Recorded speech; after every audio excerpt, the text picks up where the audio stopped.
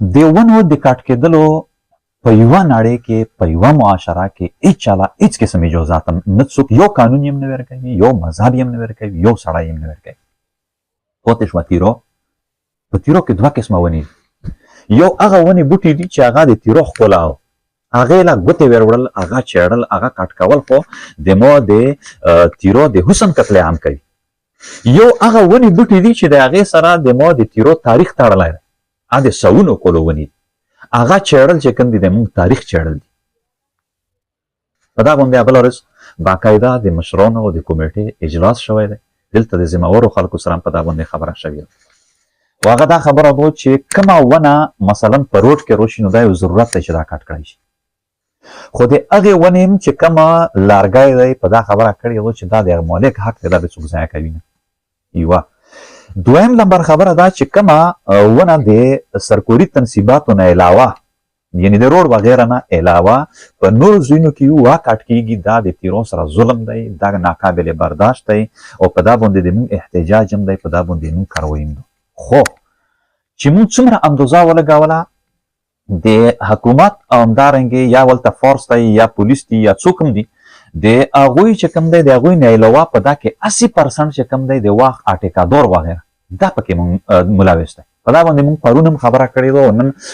دا بیا هم زه د تاسو د لیار هم زه دا واضحه کول غواړم چې پرون کمیټې په دا باندې فیصله کړې ده چې کوم ولته اټیکادور اینډ کمپنی ده چې څوک هم ورسره دي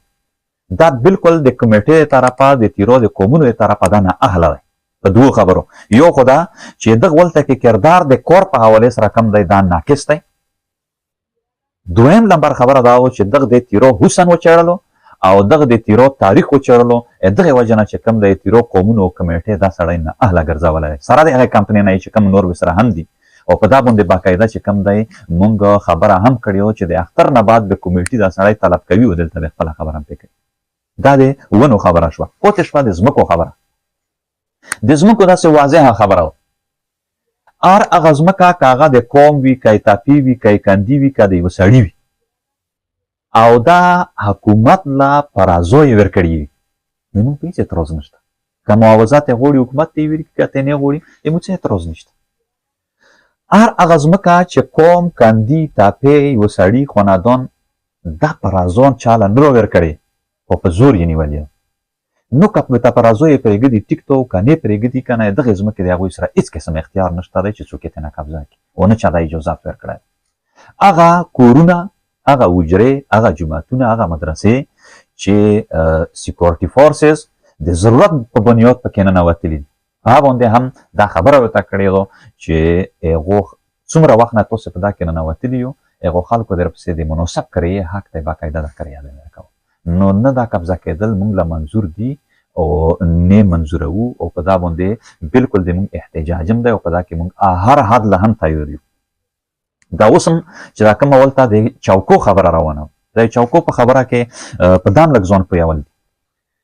په کوم ځای کې چې حکومت کور کوي ولته سیکشن 4 ولګوي بیا قومي کمیشن تشکیل کړي هغه د مالک جایداد سره خبره کوي که روزي شو ټیک تو که روزي نشولو نو په زور باندې نیول دا نشته او نه قانون وایي نه دا اجازات نه ورکوي نو هر هغه ځایونه د چوکو دپاره د توڼو دپاره یا د نورو سرکوري تنصیباتو دپاره که چیرې دوی ورته قومي کمیشن تشکیل کړی مالک یې روزي کړی وي خو ټیک تو خو که نه وي روزي کړی نو دا جبري قبضه ده دا نامنظوره ده او هېڅکله به چې کوم دی دغې اجازات ورنکړو جی